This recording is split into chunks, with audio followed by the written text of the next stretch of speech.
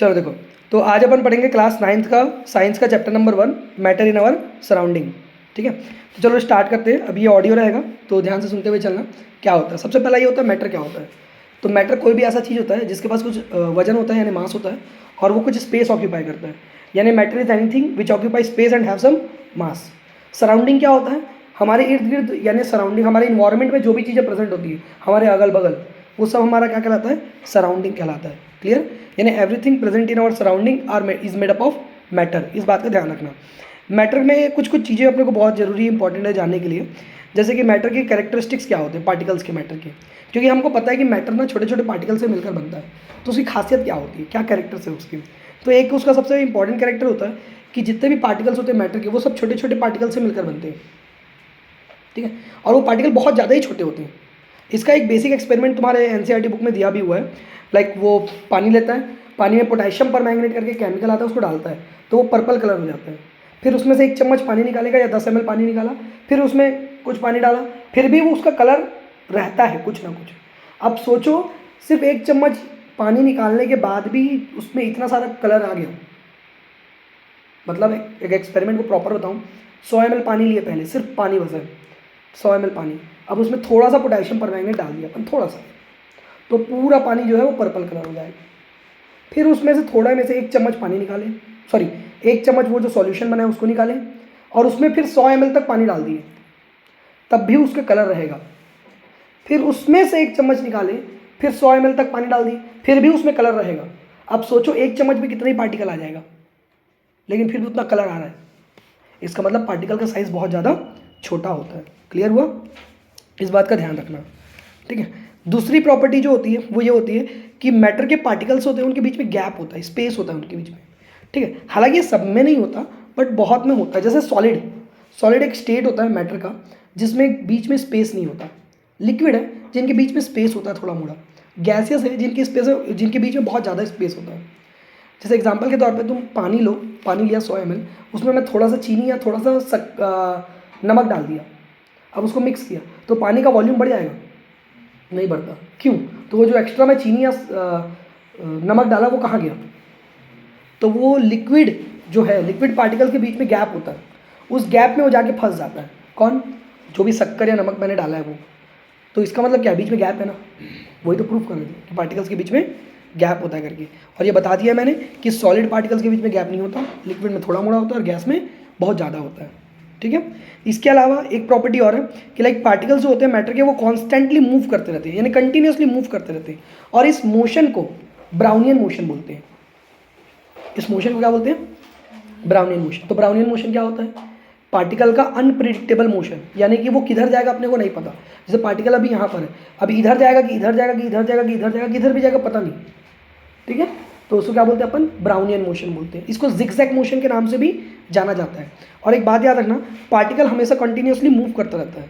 तो पार्टिकल कहाँ से कहाँ जाता है, जनरली पार्टिकल्स का जो मूवमेंट होता है वो हायर कंसंट्रेशन से लोअर कंसंट्रेशन की तरफ होता है, यानी ज़्यादा से कम की तरफ होता है जनरली मूवमेंट जो होता है।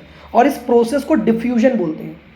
इस प्रोसेस क्या बोलते हैं, डिफ्यूजन। यानी डिफ्यूजन क्या होता है, हायर कंसंट्रेशन से जो लोअर, वेरी गुड, डिफ्यूजन होता है movement of particles from region of higher concentration to a region of lower concentration. इसका बेस्ट एग्जांपल है, जैसे मान के मैं परफ्यूम मार के आ जाऊँ, तो परफ्यूम मैं यहाँ पर मारूँ तो मेरे को स्मेल जाएगा उतना दूर तक, तो कैसे जा रहा है, तो यहाँ का पार्टिकल उड़कर वहाँ तक जा रहा है, तो मूव कर रहा है ना पार्टिकल। इस प्रोसेस को डिफ्यूजन बोलते हैं। या मैं अगरबत्ती जला दूँ तो अगरबत्ती का स्मेल वहाँ तक जाएगा, कोंटे तक। तो ये प्रोसेस क्या कहलाता है, डिफ्यूजन कहलाता है। क्लियर हुआ। अब एक बात याद रखना, सबसे ज़्यादा डिफ्यूजन किस में होता है, जिसके पार्टिकल्स फ्री होंगे मूव करने के लिए। किसके पार्टिकल्स सबसे ज़्यादा फ्री होते हैं मूव करने के लिए, गैस के, क्योंकि गैस के पार्टिकल्स बहुत दूर दूर होते हैं। तो बहुत दूर दूर होने की वजह से वो पार्टिकल रैंडमली इधर उधर मूव कर सकते हैं आराम से, बिना किसी पंचायती के। तो इसलिए जो डिफ्यूजन का स्पीड होता है या रेट होता है, वो सबसे ज़्यादा किस में होता है, गैस में होता है, फिर लिक्विड में और फिर सॉलिड में। यानी सॉलिड में डिफ्यूजन लगभग नहीं ही होता है, सबसे ज़्यादा किस में होता है डिफ्यूजन, गैस में। क्लियर हुआ।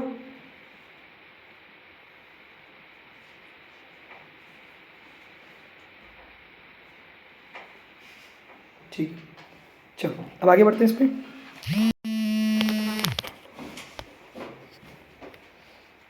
अब आगे बढ़ते हैं, इसमें स्मेल वाला बता दिया मैं। अच्छा, एक प्रॉपर्टी और है इसकी कि लाइक मैटर के जो पार्टिकल्स होते हैं वो एक दूसरे को अट्रैक्ट करते हैं, एक दूसरे को क्या करते हैं, अट्रैक्ट करते हैं। तो ये कैसा है, तो यहाँ है जैसे बताया सॉलिड के पार्टिकल्स के बीच में गैप नहीं होता। क्यों नहीं होता?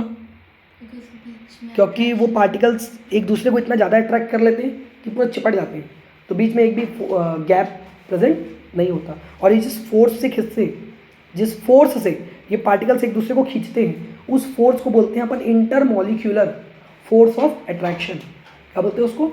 Intermolecular force of attraction. ठीक है, इस बात का ध्यान रखना। सबसे ज़्यादा किस में होता है ये फोर्स ऑफ अट्रैक्शन? सॉलिड में, फिर लिक्विड में, और फिर गैस में। ठीक है, तो मैटर का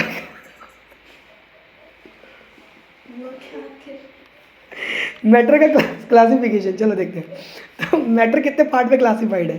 ठीक है, तो on the basis of states, यानी स्टेट्स ऑफ मैटर अगर अपन देखें तो जनरली वो 3 स्टेट्स ऑफ मैटर होता है, सॉलिड, लिक्विड और गैस। इसके अलावा 2 और होते हैं, प्लाज्मा और Bose-Einstein condensate. Plasma 4th state of matter है जो कि सॉलिड और लिक्विड के बीच का होता है, और Bose-Einstein condensate 5th state of matter है जो कि आर्टिफिशियल स्टेट ऑफ मैटर है, ध्यान रखना। बाकी सॉलिड, लिक्विड, गैस के बारे में सबको को पता है अपने को कि सॉलिड में क्या होता है, फिर भी अपन देख लेते हैं एक बार। सॉलिड का फिक्स शेप साइज होता है, फिक्स्ड वॉल्यूम होता है, सॉलिड को कंप्रेस नहीं किया जा सकता, सॉलिड की डेंसिटीज बहुत ज़्यादा हाई होती हैं। ठीक है, और सॉलिड बह नहीं सकता, सॉलिड को कंप्रेस नहीं किया जा सकता, सॉलिड के पार्टिकल्स के बीच में गैप नहीं होता क्योंकि फोर्स ऑफ अट्रैक्शन बहुत ज़्यादा स्ट्रांग होता है। लिक्विड का शेप फिक्स नहीं होता। लिक्विड जो है अपना शेप कंटेनर के हिसाब से लेता है, जिस कंटेनर में डालोगे उस कंटेनर का शेप ले लेता है, लेकिन उसका वॉल्यूम फिक्स होता है। लिक्विड के बीच में जो फोर्स ऑफ अट्रैक्शन रहता है वो एकदम ज़्यादा स्ट्रांग नहीं होता, बट एकदम वीक भी नहीं होता, वो लगभग बराबर बीच का होता है सॉलिड और गैस के। ठीक है, याद रखना। लिक्विड कंप्रेस कर सकते हैं थोड़ा सा, एकदम थोड़ा सा। ठीक है, लिक्विड जो है वो सॉलिड से कम डेंस होता है, मतलब कम डेंसिटी उसकी थोड़ी कम होती है। लिक्विड बह सकता है। ठीक है, और बस आई थिंक इससे ज़्यादा कुछ जानने की जरूरत नहीं है। एग्जाम्पल सब पता है। गैस को ले लेते हैं। गैस के ना तो शेप, ना तो साइज़, ना तो वॉल्यूम, कुछ भी फिक्स नहीं होता। गैस बहुत ज़्यादा कंप्रेसिबल होता है क्योंकि उसके पार्टिकल्स के बीच में बहुत ज़्यादा गैप होता है। ठीक है, गैस की डेंसिटी बहुत ज़्यादा कम होती है क्योंकि पार्टिकल्स बहुत दूर दूर होते हैं, ऑब्वियस सी बात है। ठीक है, और गैस जो है वो कंटेनर को कम्प्लीटली फील कर देता है। ये क्वेश्चन आ सकता है। ठीक है, इसके अलावा जो होता है लिक्विड बह सकता है जैसे गैस बहता है, और गैस के बीच का फोर्स ऑफ अट्रैक्शन बहुत वीक होता है। ठीक है, क्लियर हुआ? एक क्वेश्चन यहाँ पर मेरे दिमाग में आ रहा है कि सॉलिड, लिक्विड और गैस, इन सब के पास प्रॉपर्टीज़ अलग अलग क्यों होती है? क्यों सबकी प्रॉपर्टीज़ अलग अलग है? क्योंकि तीनों अलग अलग क्यों है, वही तो सबसे पहला रीज़न, क्योंकि उनके बीच का फोर्स ऑफ अट्रैक्शन अलग अलग होता है। सॉलिड में सबसे ज़्यादा स्ट्रॉन्ग फोर्स ऑफ अट्रैक्शन है, फिर लिक्विड और फिर गैस। और वहीं पर स्पेस की बात करें तो गैस में सबसे ज़्यादा है, फिर लिक्विड में और फिर सॉलिड में। यहीं पर मोशन की बात करें तो सबसे ज़्यादा मूव कौन कर सकता है? गैस, फिर लिक्विड और फिर सॉलिड। ठीक है, अच्छा एक बात याद रखना, जैसे कोई भी चीज़ गर्म है कि ठंडा है, अपन पता करने के लिए कौन सा यूनिट यूज़ करते हैं? टेम्परेचर। टेम्परेचर को किस में मेज़र किया जाता है? डिग्री सेल्सियस, केल्विन और फ़ारेनहाइट, यानी 3 उसके यूनिट्स होते हैं, सेल्सियस, केल्विन और फ़ारेनहाइट। वैसे टेम्परेचर का ऐसा यूनिट क्या होता है? केल्विन लेते हैं जनरली। टेम्परेचर का ऐसा यूनिट क्या होता है? केल्विन होता है। सेल्सियस को केल्विन में कैसे कन्वर्ट करोगे? जितना भी तुमको सेल्सियस दिया हुआ है उसमें +273 कर देना। जैसे 100 डिग्री सेल्सियस, पानी कितने में उबलता है? 100 डिग्री सेल्सियस, उसमें +273 कर दो, कितना हो गया? 373। तो वो 373 केल्विन हो जाएगा। ठीक है, इस बात को याद रखिए, ये क्वेश्चन आएगा एग्जाम में, कन्वर्जन वाला, एकदम फिक्स है। ठीक है, क्या मैटर का स्टेट चेंज किया जा सकता है? तो हाँ, सॉलिड से लिक्विड भी बनाया जा सकता है, लिक्विड से गैस भी बनाया जा सकता है, गैस से वापस लिक्विड और लिक्विड से वापस सॉलिड भी बनाया जा सकता है। अब सुनना कैसे बनाएंगे। तो देखो, सॉलिड को अगर तुम गर्म कर दो तो वो क्या बन जाता है? लिक्विड हो जाता है। लिक्विड को गर्म कर दो तो वो हो जाता है गैस। गैस को ठंडा कर दो तो हो जाता है लिक्विड, और लिक्विड को ठंडा कर दो तो हो जाता है सॉलिड। ये नॉर्मल होता है। अब कन्वर्जन के प्रोसेस का नाम देख लेते हैं। सॉलिड से लिक्विड बनने का प्रोसेस क्या कहलाता है?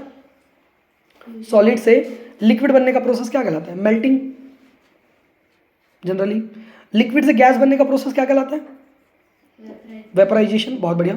गैस से वापस लिक्विड बनने का प्रोसेस कंडेंसेशन, और लिक्विड से वापस सॉलिड बनने का प्रोसेस फ्रीजिंग। ठीक है, क्या ऐसा हो सकता है सर कि सॉलिड को डायरेक्टली गैस में कन्वर्ट किया जा सके? तो हाँ, बहुत बढ़िया। सॉलिड को डायरेक्टली गैस में कन्वर्ट करने का प्रोसेस क्या रहता है? सब्लिमेशन। और ये बहुत सेलेक्टेड लोग करते हैं, जैसे कि डामर गोली, नैफ्थलीन बॉल, कैम्फर, कपूर। केमिकल में आओ तो अमोनियम क्लोराइड, फॉर्मूला होता है NH4Cl। तो ये कुछ ऐसे चीज़ें हैं जो सॉलिड से डायरेक्टली गैस में कन्वर्ट होती हैं। तो सर क्या वापस सॉलिड से वापस गैस से डायरेक्टली सॉलिड में कन्वर्ट किया जा सकता है? तो हाँ, तो उस प्रोसेस को क्या बोलते हैं? तो उसको बोलते हैं अपन डिपोजिशन। क्या बोलते हैं उसको? डिपोजिशन। कौन करता है ऐसा? तो जो सब्लिमेशन करता है वही डिपोजिशन भी करता है। इस बात का ध्यान रखना। क्लियर हो गया? नेक्स्ट क्वेश्चन ये है कि सर टेम्परेचर का क्या रोल होता है स्टेट कन्वर्जन में? तो बेटा मेन तो उसी का ही रोल है। अगर तुम गर्म करोगे तो सॉलिड से लिक्विड, लिक्विड से गैस, यानी टेम्परेचर बढ़ाओगे तो सॉलिड से लिक्विड बनेगा, और बढ़ा दो लिक्विड से गैस बन जाएगा, और कम कर दो तो गैस से लिक्विड, और कम कर दो लिक्विड से सॉलिड। तो ये टेम्परेचर का रोल प्ले होता है। समझ में आ गया ये चीज़ में? कोई दुख तकलीफ इतने में किसी प्रकार का? पक्का? चलो अब एक बात समझना, लेटेंट हीट वाला एक कॉन्सेप्ट आता है यहाँ पर। अब एक बात समझना, हर एक चीज़ का मेल्टिंग पॉइंट और बॉइलिंग पॉइंट फिक्स होता है कि कौन सा चीज़ कितने डिग्री पे बॉयल होगा और कौन सा चीज़ कितने डिग्री पे मेल्ट होगा करके। मान के चलो पानी है, पानी कितने डिग्री पे बॉयल होता है? 100 डिग्री सेल्सियस पे बॉयल होता है। अब मान के चलो मैं उसको गर्म कर रहा हूँ, गर्म करते करते करते कर बहुत देर तक गर्म कर रहा हूँ, तो क्या उस पानी का टेम्परेचर 100 डिग्री से ऊपर जाएगा? तो क्यों नहीं जा रहा है? क्योंकि मैं तो बहुत देर से गर्म कर रहा हूँ, बहुत ज़्यादा गर्म कर रहा हूँ। तो बाकी एनर्जी कहाँ गया? बाकी हीट कहाँ गया? तो वो बाकी हीट जो एक्स्ट्रा है, वो हीट को वो मटेरियल, लिक्विड के पार्टिकल्स एब्जॉर्ब करते हैं ताकि वो अपना स्टेट को चेंज कर सके। किसको चेंज कर सके? स्टेट को। और इसी हीट को क्या बोलते हैं अपन? लेटेंट हीट बोलते हैं। यानी लेटेंट हीट वो अमाउंट ऑफ हीट एनर्जी है जो किसी भी पार्टिकल को चाहिए अपना स्टेट को चेंज करने के लिए, उसको अपन लेटेंट हीट बोलते हैं। लेटेंट हीट कितने टाइप का होता है? जनरली 2 टाइप का पढ़ते हैं अपन। एक पढ़ते हैं लेटेंट हीट ऑफ फ्यूजन और एक पढ़ते हैं latent heat of vaporisation. Latent heat of fusion क्या होता है? एक ऐसा अमाउंट ऑफ एनर्जी है जो सॉलिड के पार्टिकल्स को चाहिए ताकि वो लिक्विड में कन्वर्ट हो सके। बट काफ़ी इंपॉर्टेंट चीज़ ये है कि लेटेंट हीट वो एक्स्ट्रा हीट होती है जिस पे टेम्परेचर राइज नहीं होता। ध्यान रखना, टेम्परेचर राइज नहीं होना चाहिए। टेम्परेचर राइज हो गया तो वो लेटेंट हीट नहीं है, वो हीट है फिर नॉर्मल। ठीक है, ध्यान रखना। लेटेंट हीट ऑफ फ्यूजन जिसमें सॉलिड से लिक्विड कन्वर्ट होता है, ठीक है, तो वो एक्स्ट्रा हीट जो सॉलिड को लिक्विड में कन्वर्ट करने में हेल्प करेगी विदाउट चेंजिंग इट्स टेम्परेचर, वो कहलाती है लेटेंट हीट ऑफ फ्यूजन। वैसे ही लेटेंट हीट ऑफ वेपोराइजेशन क्या होगा?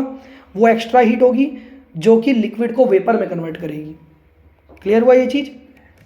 कोई दुख तकलीफ इतने में? सब्लिमेशन एग्जांपल दे दिया, एक बेस्ट एग्जांपल और देता हूँ, ध्यान से सुनना। Solid CO2, solid carbon dioxide, जिसको ड्राई आइस बोलते हैं अपन। वो शादी वादी देखे हो? शादी वादी गए हो तो देखो धुआं निकलता है ना जमीन से, तो वो सॉलिड CO2 की वजह से होता है, जिसको ड्राई आइस बोलते हैं अपन। ठीक है, तो ड्राई आइस एक ऐसा सॉलिड मटेरियल होता है जो डायरेक्टली गैस में कन्वर्ट होता है। उसको स्टेज इफेक्ट देने के लिए यूज़ करते हैं। या पुराने ज़माने में जो भगवान वाला एपिसोड आता था, अच्छा वाला भगवान वाला, तो उसमें क्या होता है, नीचे में ना धुआं निकलता रहता है, वो सॉलिड CO2 होता है, उसी की वजह से वो धुआं निकलता था। हाँ, NH4Cl क्या होता है? अमोनियम क्लोराइड एक केमिकल होता है, वाइट टाइप का, पाउडर टाइप का होता है वो। ठीक है, उसमें क्या होता है?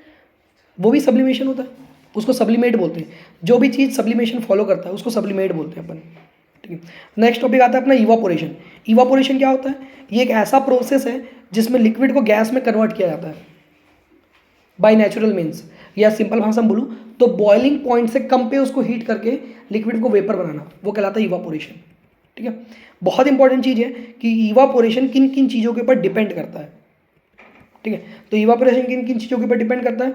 तो जनरली 4 चीज़ों के ऊपर डिपेंड करता है। पहला होता है टेम्परेचर। अगर टेम्परेचर बढ़ेगा तो इवापोरेशन ज़्यादा होगा, यानी गर्मी होगी तो जल्दी जल्दी वो वेपराइज होगा, इवापोरेट होगा। दूसरा होता है सरफेस एरिया। अगर मान के चलो जैसे कपड़े होते हैं, कपड़े को अपन फैला के क्यों सुखाते हैं? ताकि जल्दी सूख जाए। तो सोचो कपड़े को फैलाने से उसका सरफेस एरिया बढ़ गया तो जल्दी जो लिक्विड उसमें है यानी पानी जो है वो जल्दी इवापोरेट हो जाएगा। ठीक है, तीसरा होता है विंड स्पीड। कई बार नोटिस करना, ठंड के टाइम पे कपड़ा नहीं सूखता, बरसात के टाइम पे तो पंखे के नीचे सुखाते हैं उसको। क्यों? क्योंकि हवा जल्दी जल्दी बहेगी अगर, तो इवापोरेशन क्या होता है? जल्दी जल्दी होता है। चौथा ह्यूमिडिटी। ह्यूमिडिटी का मतलब होता है एटमॉस्फेयर में पानी की क्वांटिटी का प्रेजेंट होना, यानी पानी का प्रेजेंट होना। अगर एटमॉस्फेयर में पानी प्रेजेंट है तो यानी ह्यूमिडिटी ज़्यादा है, तो अगर ज़्यादा है तो इवापोरेशन कम होगा, इस बात का ध्यान रखना। यानी ह्यूमिडिटी ज़्यादा है तो इवापोरेशन कम होगा। ये पॉइंट क्लियर हुआ इतना? ठीक है, इसमें एक मेजर डाउट आता है, सर वेपोराइजेशन और इवापोरेशन में क्या डिफरेंस है? वेपोराइजेशन का मतलब होता है लिक्विड का गैस में कन्वर्ट होना, इवापोरेशन का मतलब भी वही होता है, लिक्विड से गैस में कन्वर्ट होना। तो डिफरेंस क्या है? बहुत बढ़िया। वेपोराइजेशन में बॉइलिंग पॉइंट पे वो होता है और इवापोरेशन बॉइलिंग पॉइंट से कम पे होता है। ठीक है, इस बात का ध्यान रखना। वेपोराइजेशन होता है जनरली फास्ट प्रोसेस है, जल्दी जल्दी होता है क्योंकि ज़्यादा हीट करते हैं। इवापोरेशन जो धीरे धीरे प्रोसेस होता है क्योंकि धीरे धीरे हीट होता है वो। ठीक है, क्लियर हो गया? आगे बढ़े, बहुत बढ़िया। एक बात का और खास ध्यान रखना, इवापोरेशन जो होता है वो सरफेस फिनोमेना होता है, यानी इवापोरेशन सरफेस पे होता है, सिर्फ सरफेस पे, जबकि वेपोराइजेशन पूरे कंटेनर पे होता है, पूरे लिक्विड पे होगा, कंप्लीट लिक्विड पे होगा। ठीक है, इतना समझ में आ गया? अब इंपॉर्टेंट चीज़ है, इवापोरेशन का एप्लीकेशन कहाँ पर यूज़ कर सकते हैं अपन। तो गर्मी के दिनों में, जैसे अभी गर्मी आ रही है, तो गर्मी के दिनों में अपन मटके में पानी रखते हैं। क्यों रखते हैं मटके में पानी? क्योंकि मटका में छोटा छोटा पोर्स होता है, छेद होता है, तो वो जो पानी रहता है मटके में, जो पानी अपन रखते हैं, वो पानी एटमॉस्फेयर से, मतलब अपने पानी का मटके के अंदर का पानी का लेटेंट हीट को एब्जॉर्ब करता है और एटमॉस्फेयर में उड़ जाता है उसी छेद के थ्रू। तो आप सोचो, जो अंदर लिक्विड प्रेजेंट है, मटके के अंदर का जो पानी प्रेजेंट है, वो पानी का लेटेंट हीट को वो एब्जॉर्ब किया, तो पानी क्या हो गया? ठंडा, क्योंकि इसका हीट को कोई और लेके चला गया।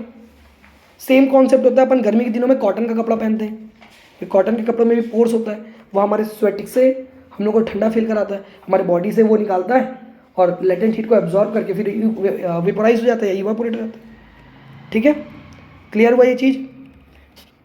चलो, तो ये चैप्टर खत्म।